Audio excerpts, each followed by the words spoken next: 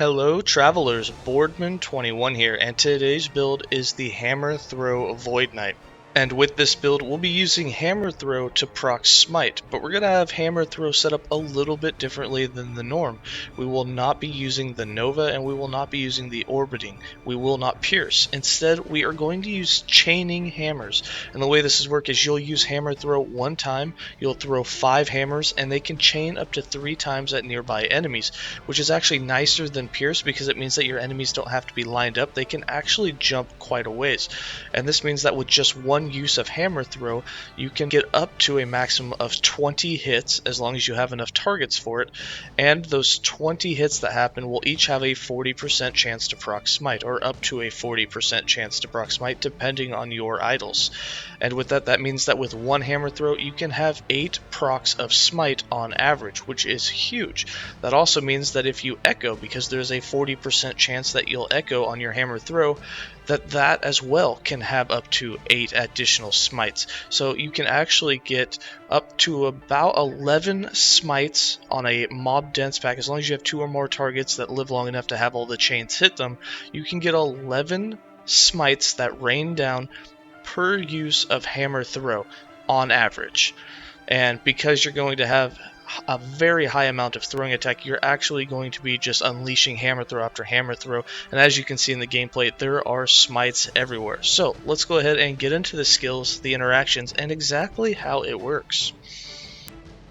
For skills, I'm running Ring of Shields, Hammer Throw, Smite with +2 levels, Anomaly, and Shield Throw. Now the reason for Ring of Shields is so that when we use Shield Throw is going to give us a lot of armor, and it's going to give us more armor while it's on cooldown, so we're going to be having it auto-cast every 2 seconds just to give us a lot more defense, and the Ring of Shields is what we're using so that it will get the maximum amount of ricochets, and since we're a ranged build, it's very nice to also have Ring of Shields always active because it blocks a lot of the projectiles, which is going to help increase your survivability, as we are also running this as a low life build, so that we can get the maximum amount of damage out of Smite without losing all of our health and trying to leech it back.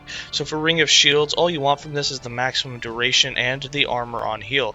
You don't want to be healed for too much, but as we work our way down, you want to take as much duration as you can get, and up top, you want to make sure that you get the armor on heal. That's really the most important things you're going to get here. Nothing else really matters, and honestly, if you really wanted, you could spec this any way that you wanted because it really just doesn't matter. However, the duration is definitely going to help you have them up for 100% uptime, which allows your shield always to have multiple projectiles of ricochets off of all of them. Then for Hammer Throw, Hammer Throw is set up to be a low costing skill. Now because it can proc Smite, and Smite has mana gain on the helm, it means that we actually get mana back when Smite actually procs. So it's actually kind of a mana generator as long as you get the proc, and we kind of have the right ratio right here where as long as there's more than one target, you can constantly use Hammer Throw and get your mana back. However, against single target, you'll slowly start to lose mana, and that's when you'll manually cast Smite to get your mana back. However, here we have our points to go up top, and then we got into the extra projectiles. So you're going to want that 2 points in catapult for the extra projectiles, and then we have some more points to reduce the mana cost by a little bit. If you'd like, you can run this as Nova. And Nova is going to double the amount of projectiles, but it's going to shoot it out in all directions. This is really nice in the arena, however in echoes and towards single targets it's kind of unuseful. And then we're going to go with the 5 points in the attack speed to maximize upon that, and then we're going to take the whole left side, and this is where you get the chains. With Ricochet you get 1 additional chain, and then with Chaining Hammers you get the 2 more, and with that you're going to chain up to 3 times, which means each hammer can get up to 4 hits. Then for Smite, we have this set up to give us more throwing speed. The attack speed counts as throwing speed, and then it's also going to give us a huge boost. This is where all our damage comes from every time we proc it. So we have the 5 points in Sacrifice. Since we're running a low life build, this is actually beneficial for us in 2 ways. 1, it takes away our life, so we'll get more ward, and 2, it does more damage for the actual Smite hit, which allows us to kill things quicker. Then we have 5 points in Atonement. We don't care about the cast speed because we're not manually casting it unless it's a single target, but we won't even be doing that the entire time. But this gives it a huge amount of base crit chance. Then we have 1 point conviction to unlock deep impact, where we put 4 points, so it has a 100% increased critical strike multiplier. This allows it to do a lot more damage. And then we took the left side as normal for that attack and cast speed with Righteous Flurry on the left side. For Anomaly, you don't want the leech, but we're using this for the other benefits, such as the attack and cast speed increase, and we get the critical strike chance out of it.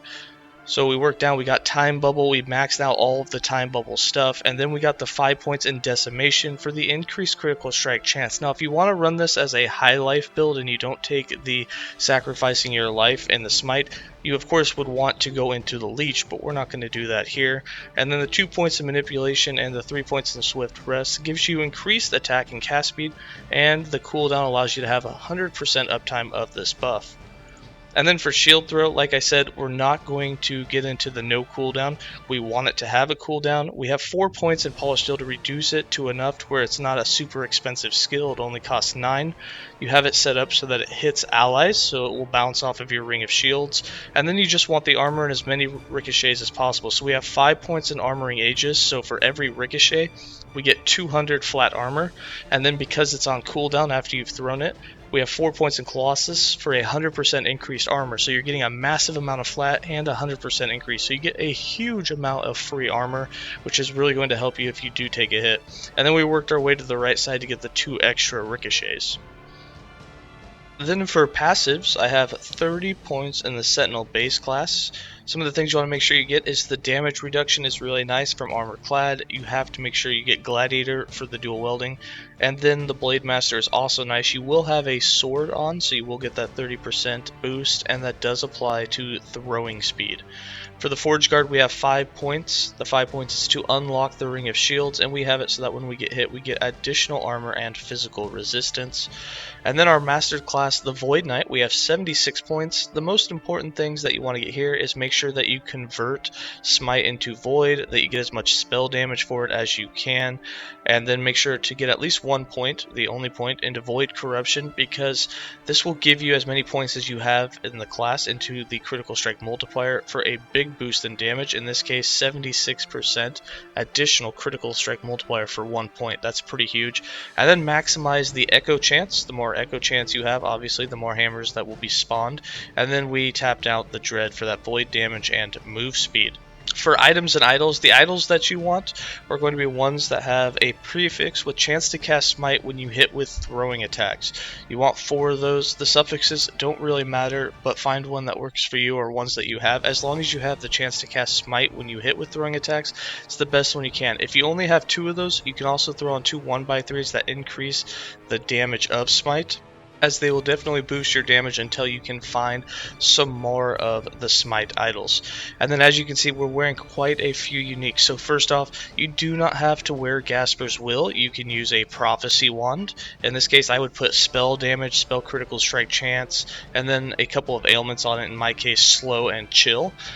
The reason I did not go with a Prophecy Wand and I went with Gasper's Will was because a Scepter can roll higher adaptive spell damage. They actually reduced the Prophecy Wand from 65 down to 62. So since you can get up to 65 on a Scepter, this almost made a better choice. And then this also came with added more spell void damage. So altogether, this ends up having 10 more spell void damage than you could possibly get with the Prophecy Wand. And it allows, since Smite coming down is going to be a void spell, it's going to apply 2 stacks of Ignite almost on every hit. So it's kind of a big enough damage boost, and we had a good enough rolled one that I went ahead and put Gasper's Will on. In the offhand, you're going to have Blade of the Forgotten Knight, because it comes with a huge amount of added spell void damage, and it's a sword, so you can get all the perks of that throwing speed.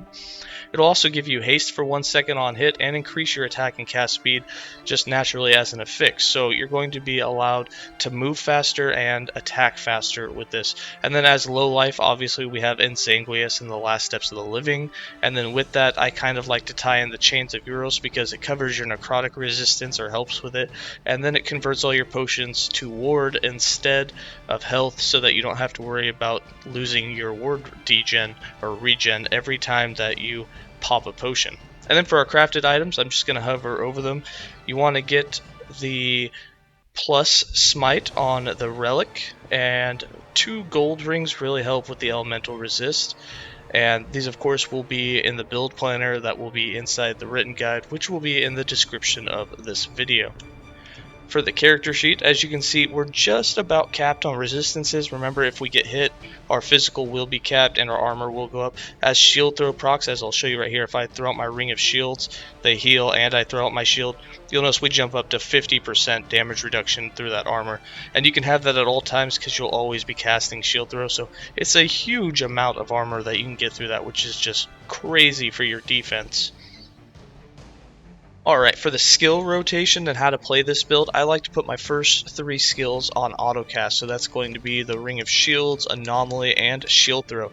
And those will be going off constantly. And as you can see, if I open up my character sheet, we're going to have those going off. We're going to have anywhere from 50 to 70% damage reduction through armor, and that will get even higher as you start to echo the shield throw and get more ricochets, which is just crazy the amount of armor reduction or armor that you have for damage reduction through that. And then for actual damage, I like to just spam the hammers. So you just spam them, and as you spam them, you'll get your smites procking down.